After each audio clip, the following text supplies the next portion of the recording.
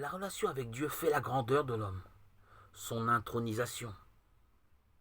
Par nature, nous ne sommes presque rien, tout petits, mais par vocation, nous sommes appelés à être les enfants du grand roi. C'est une expérience que beaucoup d'entre nous ont faite.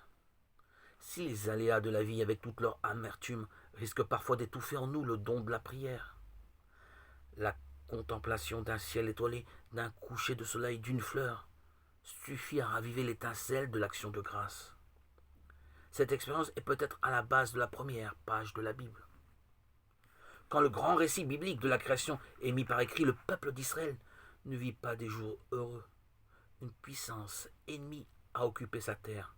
De nombreuses personnes ont été déportées et se trouvent à présent en esclavage en Mésopotamie.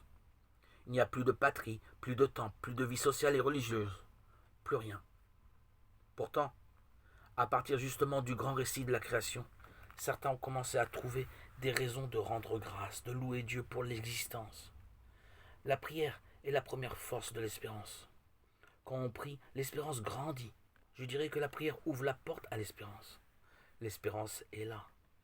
Mais avec ma prière, je lui ouvre la porte. Les hommes de prière, en effet, gardent les vérités fondamentales.